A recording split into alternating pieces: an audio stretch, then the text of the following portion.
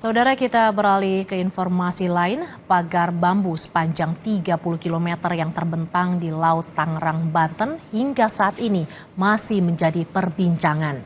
Sebagian nelayan menilai keberadaan pagar bambu mengganggu aktivitas nelayan. Namun ada pula yang berpendapat pagar bambu berdampak positif, diantaranya untuk budidaya kerang hijau dan menahan abrasi. Berikut laporan jurnalis Kompas TV Ariel Wiranata dan juru kamera Roy Ilman selengkapnya.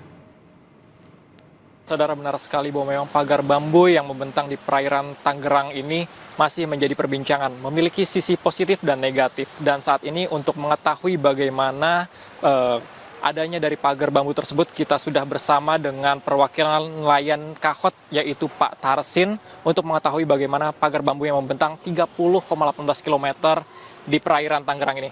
Pak Tarsin, bagaimana Pak terkait dengan adanya pagar bambu yang membentang 30,18 km ini, Pak? Ya, kalau menurut saya itu kan cuma hanya patok bambu yang sebagai tanda batas untuk perairan dangkal untuk masyarakat budidaya kerang hijau ya. Ya, sejauh ini manfaatnya banyak lah. Masyarakat kita yang bermata pencarian sebagai nelayan, termasuk kami mewakili dari nelayan dari Kohot juga, yang saya tahu mereka manfaatnya bisa buat mata pencarian tambahan gitu ya. Kalau misalnya melaut hasil tangkapnya lagi kurang, bisa ngambil kerang hijau, karena kita tahu kerang hijau juga sangat populer di masyarakat kita untuk dijadikan masakan seafood ya. Lalu awal permula pembangunan ini seperti apa sih Pak dari pagar bambu ini?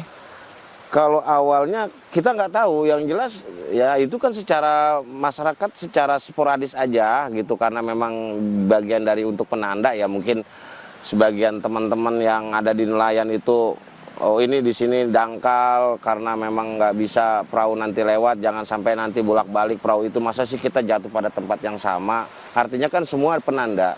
Di satu sisi juga bambu-bambu itu juga buat memecah gelombang juga sih sebenarnya, untuk mencegah terjadinya abrasi yang terlalu besar lagi. Lalu kira-kira Pak, dengan adanya pagar bambu ini, awalnya itu ide dari masyarakat sekitar atau ide dari siapa Pak?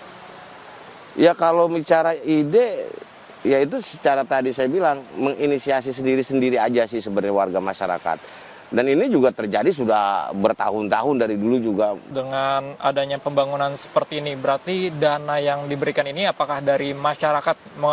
Kita tahu bahwa ini swadaya masyarakat ini. Itu swadaya masyarakat aja, sendiri-sendirilah. Mereka kadang-kadang kan masing-masing di daerahnya masing-masing nelayan. Oh, di sini kerang hijaunya bagus.